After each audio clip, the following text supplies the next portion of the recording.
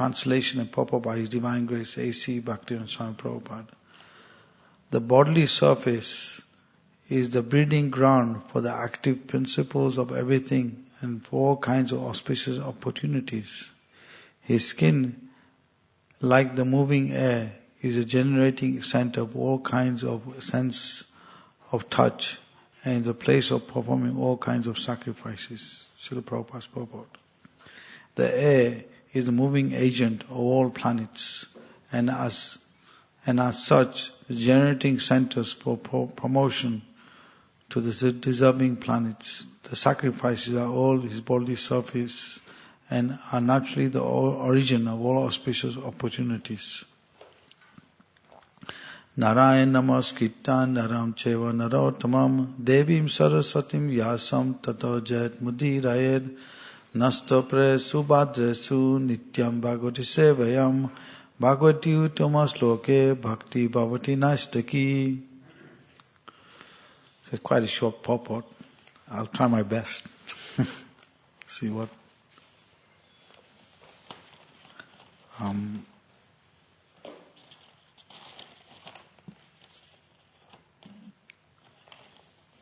So in this purport, it speaks about sacrifices coming from the bodily surface and naturally origin of all auspicious opportunities. So everything in the material world is based on desire. From subtle, the gross manifests. And desire manifests according to your association. So we can see in the life of Srila Prabhupada, as an example, that he was brought up in the Gaudiya Vaishnava line. He was taught from birth about who Lord Chaitanya was. And then obviously as he grew up and everything, went to education,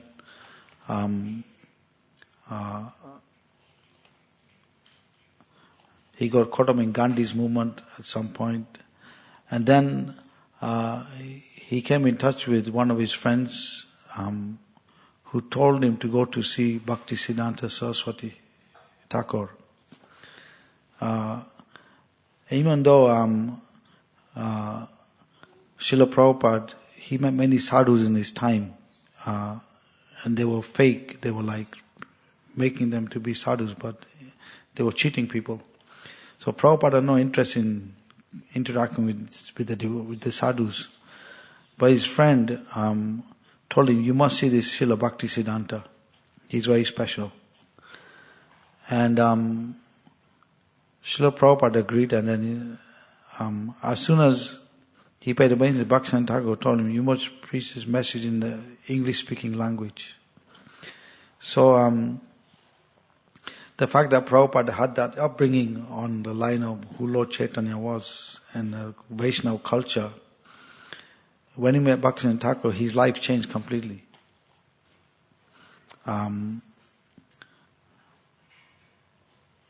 So like it says in the purport about the original auspicious opportunities, sacrifices come from the bodily surface and are naturally the origin of all auspicious opportunities. So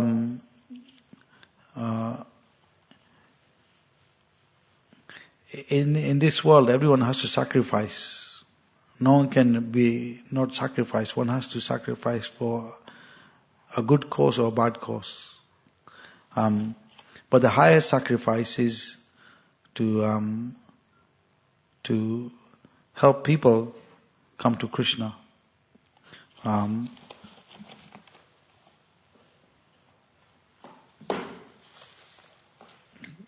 There's in the purport to chapter 3,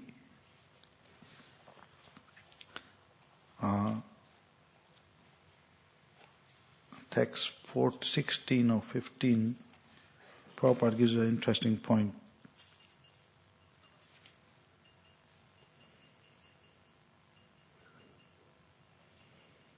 Okay. So Prabhupada says in the purport, he says, the Mamonist philosophy of work very hard and enjoy sense gratification is condemned herein by the Lord. Therefore, for those who want to enjoy this material world, the above mentioned performance of yajna is absolutely necessary. One who does not follow such a regulation is living a very risky life, being condemned more and more. By nature's law, this human form of life is specifically meant for self-realization in either of the three ways, namely karma yoga, jnana yoga or bhakti yoga. There is no necessity of rigidly following the performance of prescribed yogas for the transcendentalists who are above vice and virtue. But those who are engaged in sense gratification require purification by the above mentioned cycle of yajna performances. There are different kinds of activities. Those who are in Krishna conscious are certainly engaged. Those who are not in Krishna conscious are certainly engaged in sensory consciousness. Therefore, they need to execute pious work. The yoga system is planned in such a way that a sensory conscious person may satisfy the desires without becoming entangled in the reactions of the sense gratificatory work. The prosperity of the world depends not on our own efforts but on the background arrangement of the Supreme Lord, directly carried out by the demigods. Therefore, the yajnas are directly aimed at particular demigods mentioned in Vedas. Indirectly, it is the practice of Krishna consciousness.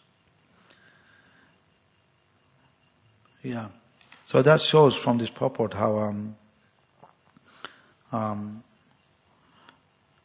it's not within our endeavor to get things done ultimately. It's sanctioned by Krishna.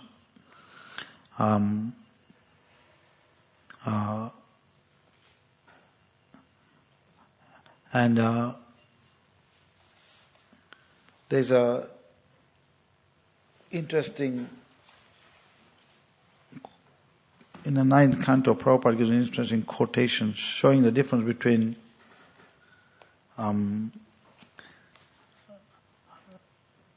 sacrifices for other things and sacrifices for Krishna. And Prabhupada gives an interesting point in the 9th canto. This is 13th chapter, text 5. Example of Maharaj Nimi is there when he disobeyed Visistha Muni. King Nimi wanted to do sacrifices to go back to Godhead. Visistha Muni wanted to do sacrifice for Indra in the heavenly planets. The religious principles for Brahmana is that he should not be greedy at all. In this case, however, for the sake of more lucrative remunerations from the King of Heaven, Visistha neglected Maharaj Nimi's request on this planet. And when Nimi performed the sacrifices with other priests, Visistha unnecessarily cursed him. When one is infected by contaminated activities, his power, material or spiritual, reduces.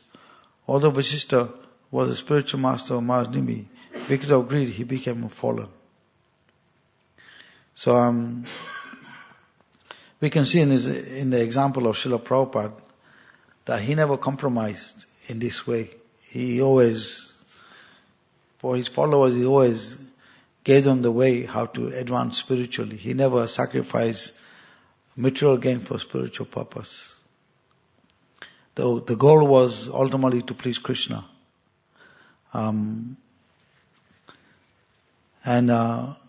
We can see, because Srila Prabhupada approached it in this way in the line of Guru Sadhu Shastra,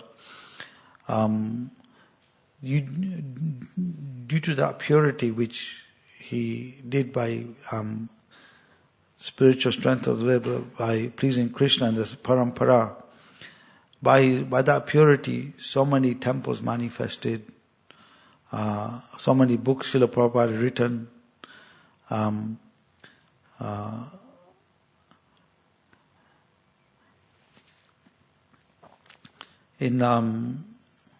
In the 4th chapter of Bhagavad Gita, it's mentioned that if one does sacrifice without knowledge, the benefit will not be fully there. if one does sacrifice with knowledge, the benefit is there. And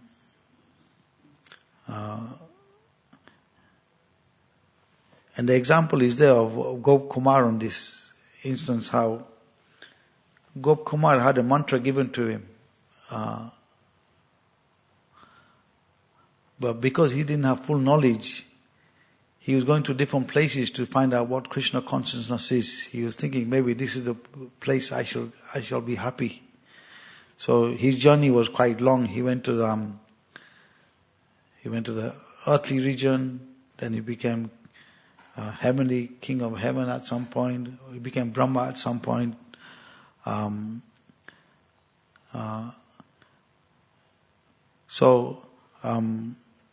This is why Prabhupada said in one of his letters, he said, if devotees read all my books, then renunciation will come into them. And in Nectar of Devotion, Prabhupada, in the preface, he says that those who read Bhagavad Gita and Srimad Bhagavatam regularly, devotion service will be easy to perform. So,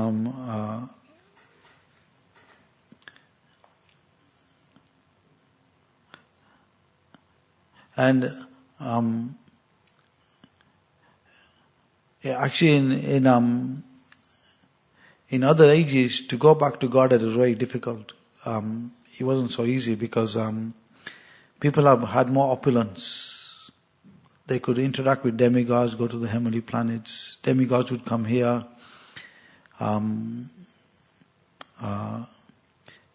Even we see in modern day times, for people to sacrifice and take to Krishna consciousness is very difficult. There was one devotee, he works in the estate agents, and he was telling me a story how he was preaching to this rich man. He had everything, this rich man. So the rich man was asking him about the Bhagavad Gita, and this devotee was explaining to him the significance of Bhagavad Gita. And this rich person, I got everything I need. I don't need to read Bhagavad Gita. This was his approach. So we can see even people who have too much opulence, even in modern day times, they find it hard to sacrifice for taking to Krishna consciousness. I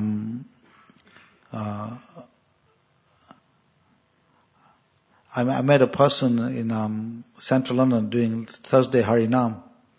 He was a black-bodied person. And he said, I've read your books, I like the philosophy. But I find it hard, I find it difficult to bow down. So I told him, well, either you bow down to death or you bow down to Krishna. And it's a difficult thing for people to do who have false ego platform. So he just smiled at me and walked away. He didn't ask many more questions after that. So that shows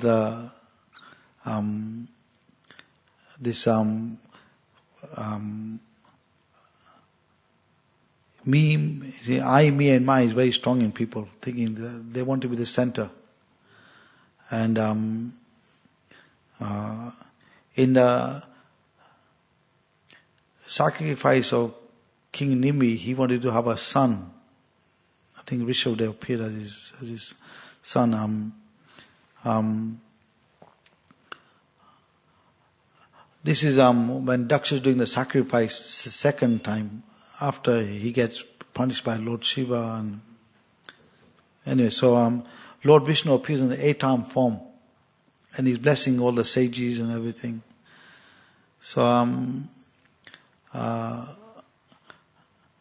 the sages were feeling that they had called the Lord unnecessarily.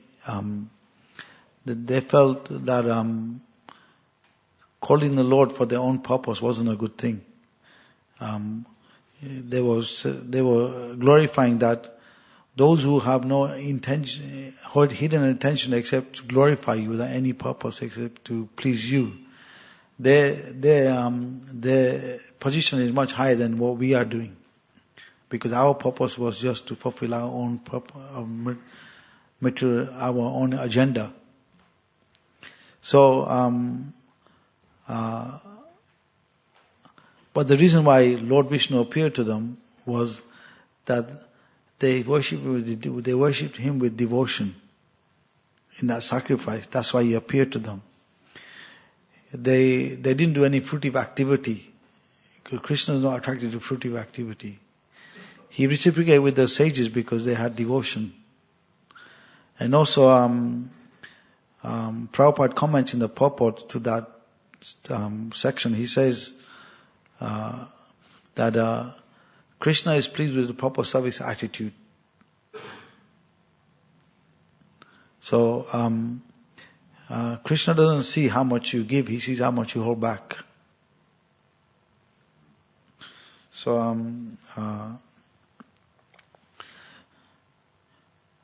in the purport, he explains about the air is moving the agent of all planets and as such generating centers for promotions of deserving planets. So, we can see in the creation, everything is properly organized. Like, we see the planets are going their own ratios at different speeds. There's no accidents happening. Like, modern day, how many cars, so many accidents happen. So we can see in the universe, everything's properly organized. Planets are going their ratios, and we can see, it says the sun is going 16,000 miles a second in its orbit.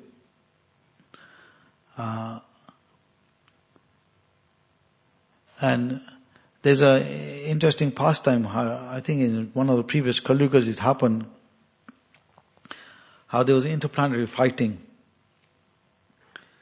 And Lord Buddha appeared. This Lord Buddha was a Vishnu Tattva. He came and he stopped the interplanetary fighting.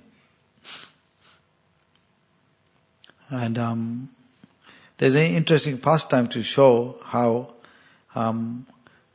Krishna doesn't like pride in his devotees. And this is to do with... so one time it happened, the demigods, they won the demons in a fight. They defeated demons and they became very proud. So Lord Vishnu came as a yaksha. And Indra was like amazed who this person was. So he sent Vayu ahead to find out who the yaksha was. So Vayu went, and the yaksha said, "Who are you?" He said, Vayu said, "I am Vayu, the wind god." So yaksha said, "Can you blow this blade of grass?" So Vayu was blowing everything, but he couldn't blow the blade of grass. Vayu got bewildered, he just went back. So Indra asked, "Who was he?" He said, "I forgot to ask." So then Indra sent Agni. So Agni went, and the yaksha asked, "Who are you?" And he said, "I am Agni, the fire god." So then the yaksha asked, "Can you burn this blade of grass?" So Agni was burning everything, but he couldn't burn the blade of grass. So Agni got bewildered, he went back, and Indra said, "Who was he?" "I forgot to ask," Agni said. So as Indra was going, he saw Parvati. And he asked Parvati, "Who's that yaksha?" He said, "That's Lord Vishnu. He came there in the form of yaksha to cut your pride. You were thinking you had defeated demons, but actually you did it with his strength, not with your own ability." So from that we can see how ultimately Krishna is controlling everything. He's just allowing us to have mind independence, little freedom to do a little bit of activity on the way we want to do. But ultimately, nothing can happen without his sanction. Example can give in like the citizens are secondary proprietors of their whatever they possess. But ultimately, the king is the ultimate proprietor.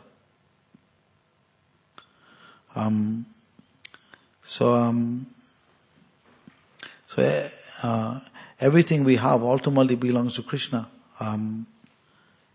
So if we do it for his sacrifice, then will become happy.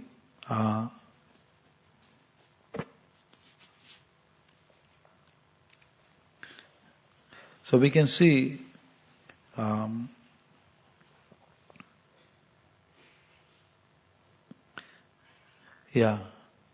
So there was one instance from Jayadvaita Maharaj. He was asked, this is in a class he gave, he was asked a question that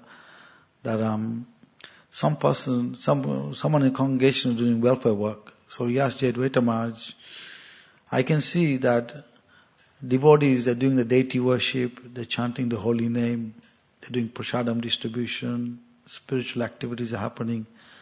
But from my side, I feel compassion for the living entities out there who are suffering. So Jayadvaita Maharaj, he answered by saying, okay, you can give them prasadam, you can give them some food one time, but they'll become hungry again. But he said the real benefit is to get them to chant the holy name. If they chant the holy name, then their suffering will be over. And Maharaj also explained to him that from your side, how much can you help them? You're limited. Ultimately, you have to get them to surrender to Krishna. Krishna is the ultimate who's going to really help them.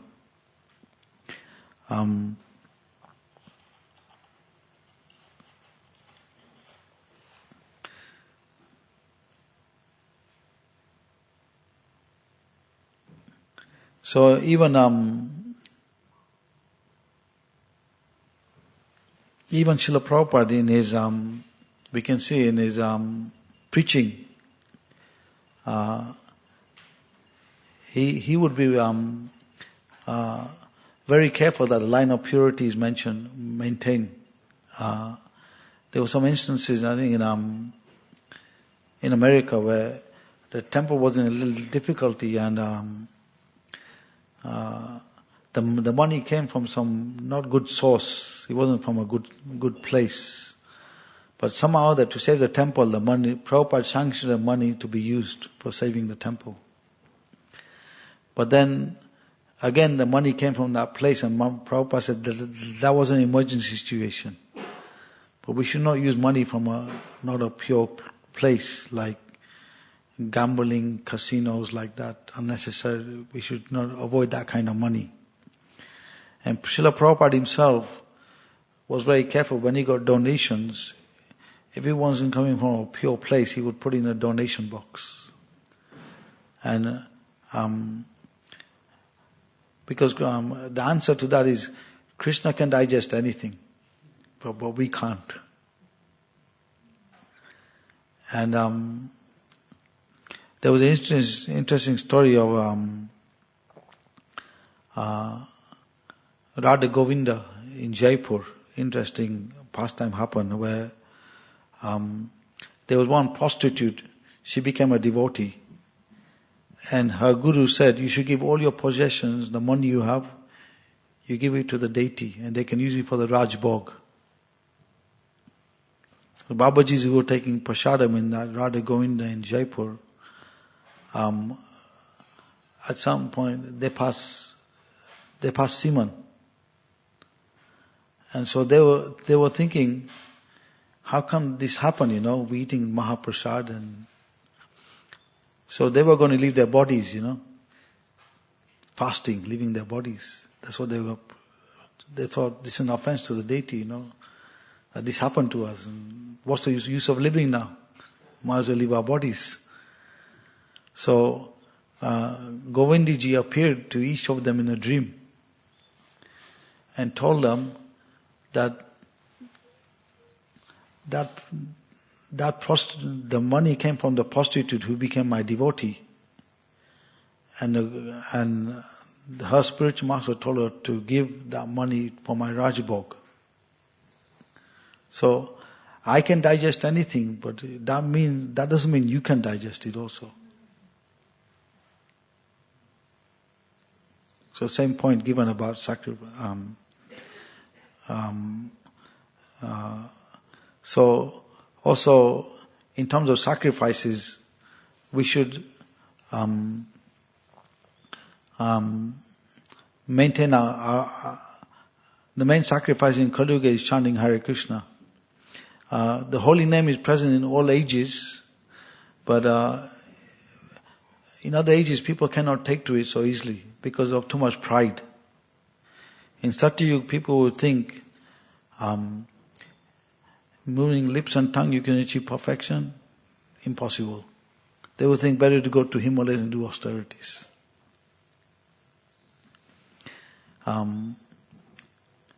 So this is one of the reasons why Chaitanya Mahaprabhu, he appears in Kali Yuga. Because in Satyuga people are too much pride. They cannot appreciate the holy name. In Kali Yuga, everything is taken away. People's lives are short, unfortunate, unlucky, misguided. So in the Kali Yuga, people can take to chanting more easier.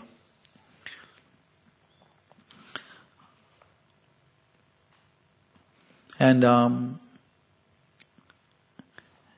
there's one of the blessing behind Kali Yuga is that in Kali Yuga there will be more devotees manifesting. It says Vyasadeva, he was glorifying Kali Yuga. They asked him, what's the benefit of Kali Yuga? And he said, in Kali Yuga there's more devotees manifesting to give mercy to others.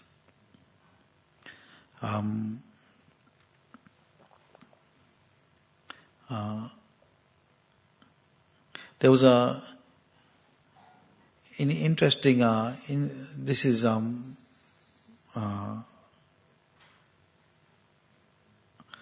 interesting story happened. There was one devotee, a ship came to him, like an alien identity ship. This was, I don't know, maybe this was a Prabhupada disciple. And they came out the ship and they asked him, on the ship there was a Prabhupada deity on the ship. This is Praktisana Sagar Maharaj telling a story. And he asked them, do you know who Srila Prabhupada is? And they said, yeah, we know who Prabhupada is, but do you know who Prabhupada is? So we can see from this how Srila Prabhupada is not just known to, he's known all over the universe. Even in the higher planets, I know who Prabhupada is. Jai Shri Radha Gokulanda Sitaram Lakshman Gonitai Ki Jai. So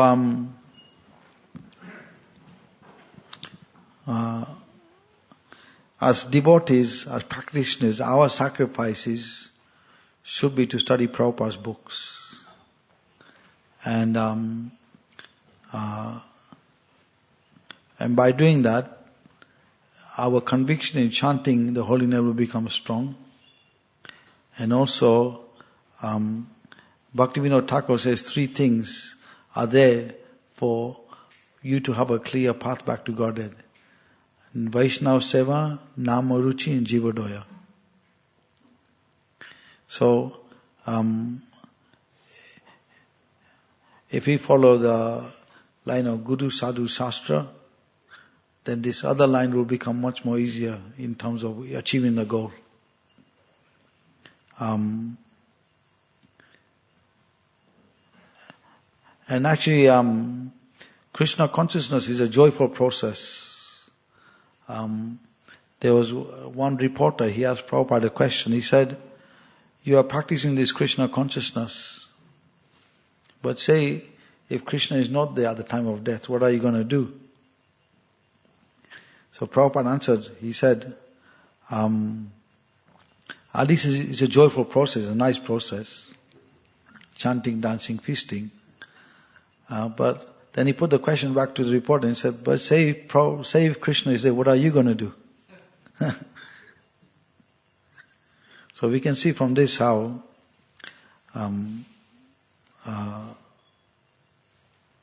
Prabhupada said, even an atheist, I know Krishna is behind him.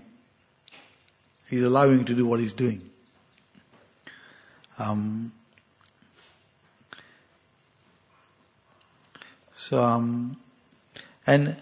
in the purport, it explains about the air is a moving agent of all planets and as such generating centers for promotion to the deserving planets. So actually the planets, they're not just dead matter, they actually have a deity behind them also. Every planet has a deity behind it, that particular planet. And it says like, for example, the earth personified appeared in Lord Krishna's person Satyabhama, and his Lord Chaitanya's person Vishnu Priya.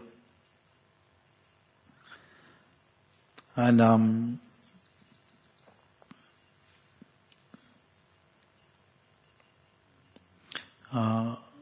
so from now we can understand that everything is a person, nothing is impersonal.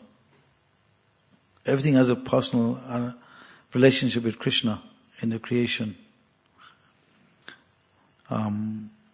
So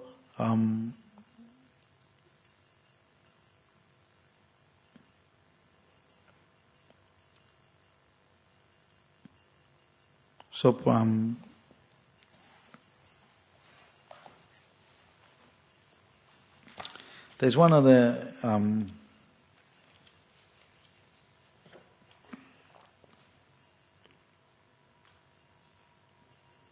so there's an interesting quote I got from Gopal Champu to show this quote is showing what it means to achieve the highest level of purity in sacrifice.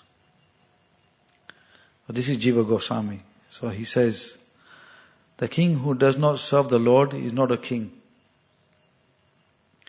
He who does not give to the Lord is not really generous. The person who does not describe the Lord is not a poet. He who surrenders only to a guru does not have the shelter of the Lord. He who does not take shelter of the Lord has no qualities. The person who does not follow the gopis and the person who does not surrender to Krishna are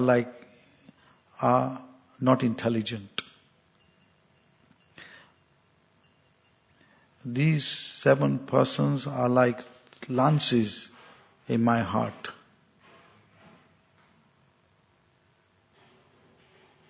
So that shows from this quote that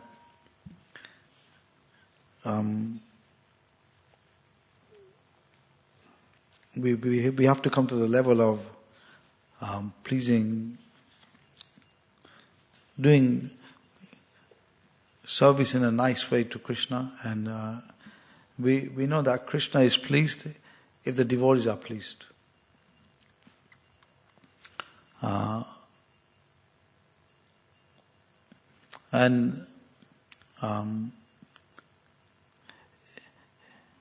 Because in the material world, it says, Krishna has a personal hand in everything.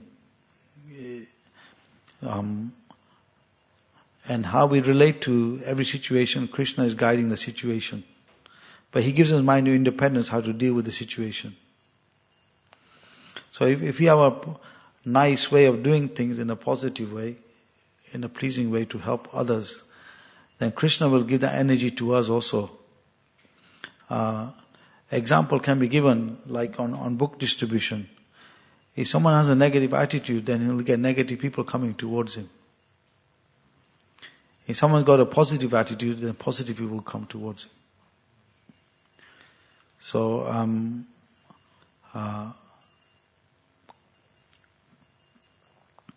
because it says, Krishna said in Bhagavad Gita, Bhaktaram Yagatapasam Sarva Loka Maheswaram Suridam Sarvabhutam Gyatam Sarvajati Mruchiti, that I am the Lord and Master of all planets and demigods. I am the center of all sacrifices, and I am the well-wisher of all living entities. So, as devotees, we are trying to be Krishna's well-wishers by bringing people to Krishna. Because that's Krishna's purpose. He feels our suffering in the material world. he doesn't want us to suffer, so he leaves the devotees behind who can contact them. We give mercy to them and bring them to Krishna. In this way, we can become Krishna's well-wishers. Any comments or questions?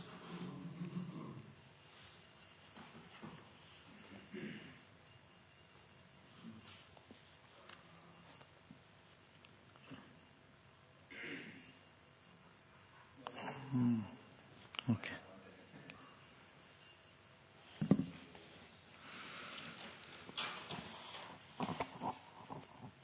Thank you for introspective class, Prabhu. So Krishna comes, when he comes to display his pastimes, to reclaim those who are in the mode of goodness, the innocent. So what about those who are not innocent? Because you just mentioned that become the well-wishers of Krishna, we go out and we bring people to Krishna. But he comes to reclaim those who are in the mode of goodness. It says so in the Shastra. Well, yeah. So,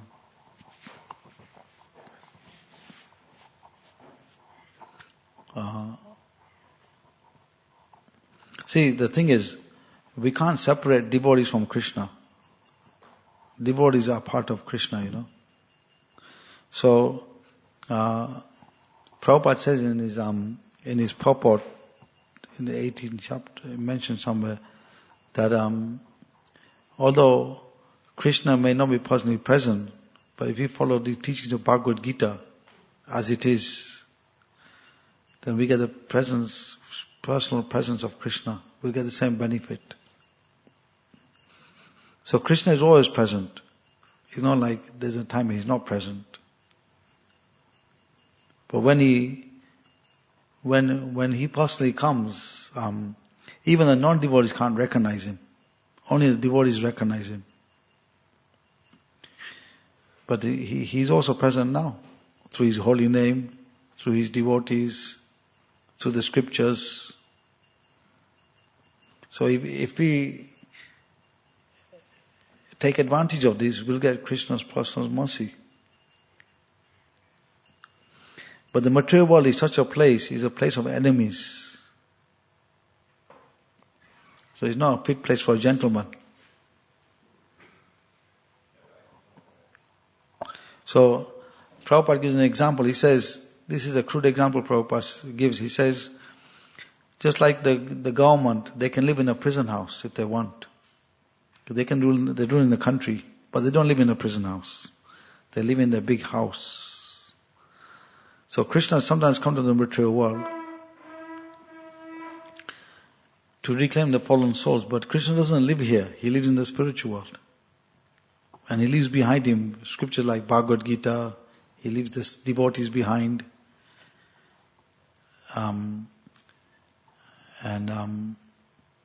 He leaves his followers behind to benefit the fallen souls. So those who take advantage, then they can come out of the material world. So on the higher principle, even if disturbances do happen, devotees should not be disturbed. Because ultimately, the material world is a prison house. And Prabhupada says, the purpose of the material world is to allow people to go back to Godhead.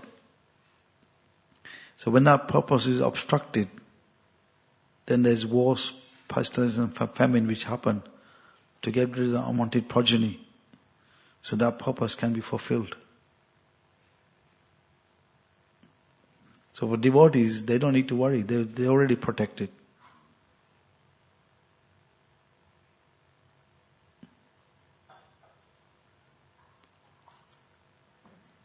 We just have to have strong faith that Krishna is there. And that comes by reading Prabhupada's books and discussing with devotees. It comes by realization also. Devotees give their realizations how Krishna is protecting them.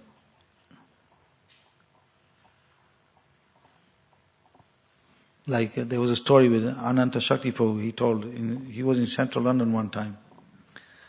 And he was going down, just walking down, and he walked past a pub. And these people started chasing him.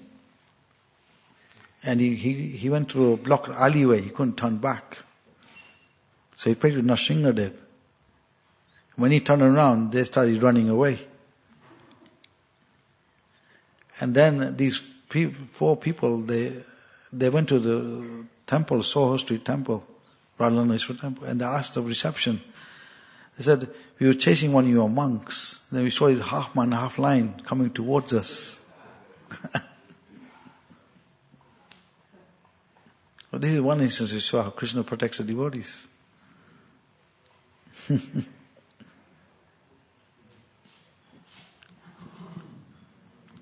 Anything else?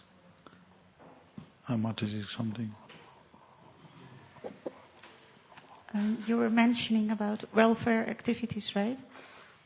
But if you say to those people who perform welfare activities, just chant Hare Krishna, they always think we're sentimentalists, right?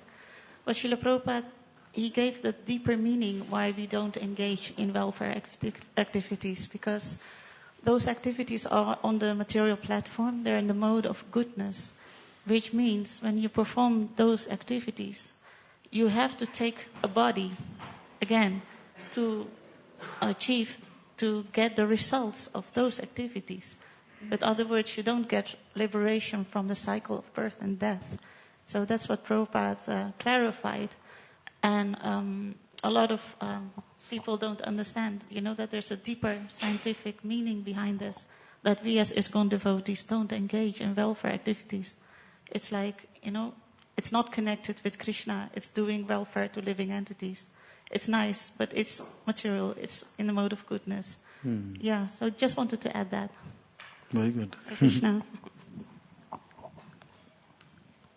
Antaraj Srimad Bhagavatam ki jai, Prabhupada ki jai.